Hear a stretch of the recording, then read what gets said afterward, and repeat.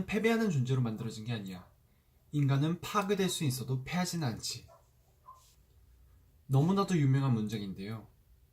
예전에 어디에선가 위대한 고전은 하나의 문장으로 정리될 수 있다는 말을 본 적이 있는데 이 책에 딱 맞는 말이 아닐까 싶습니다. 어복 지지리도 없던 노인이 오랜만에 바다에 나가 거대한 물고기를 잡아왔는데 상어떼에게 다 뜯어먹히고 돌아온다.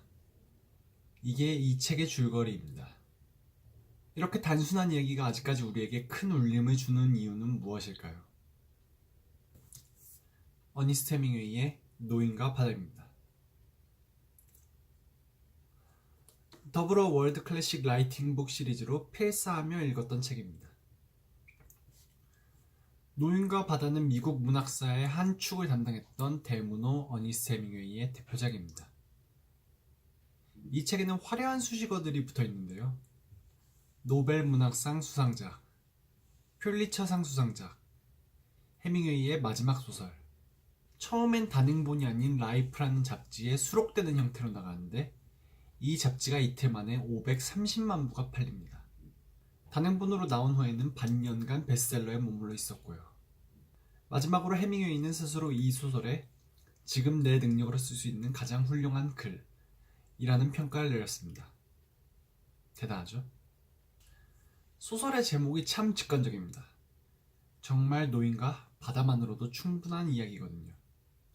노인이 한 명 있습니다. 어촌에 사는 70대를 훌쩍 넘긴 노인입니다. 그는 84일 동안 물고기를 한 마리도 잡지 못했습니다. 그리고 바다가 있습니다. 노인은 바다를 라마르라고 생각합니다. 라마르는 스페인어로 많이, 충분히, 실컷을 뜻하는데요.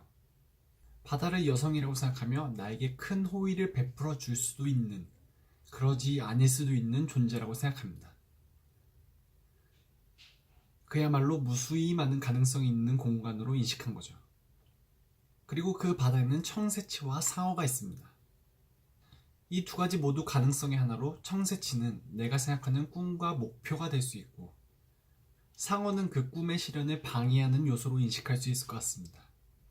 85일째 되는 날 바다에 나간 노인은 자기가 타고 나간 배보다 더 큰 청새치를 만나게 됩니다. 이 청새치를 잡는 과정부터가 고난인데요.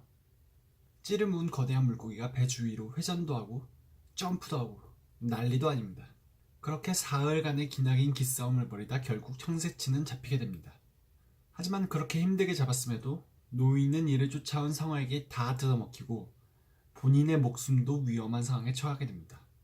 온갖 고난 끝에 무사히 육지로 돌아오긴 했지만 결국 청새치는 뼈만 남게 됩니다.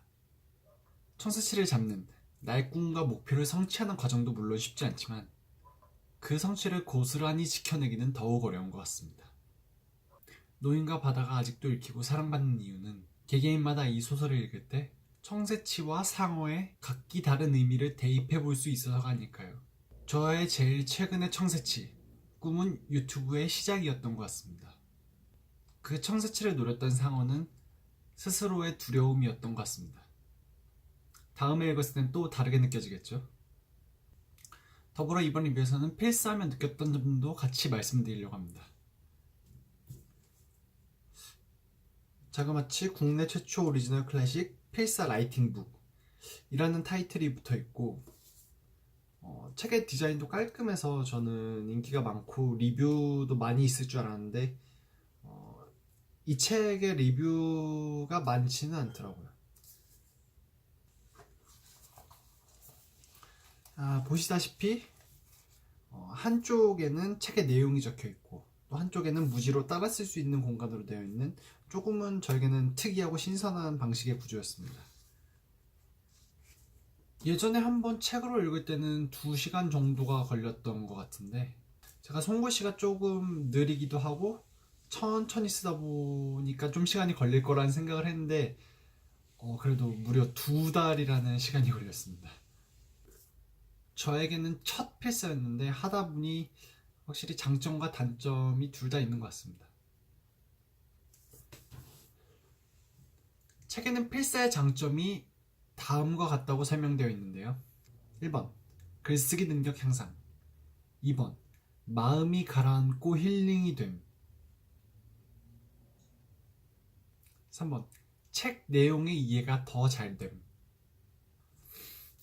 정도의 차이는 있겠지만 이 세 가지 모두 필사의 장점이 맞는 것 같습니다. 단점은 책의 내용이 지나치게 이해가 더 잘 되었다는 점인데요.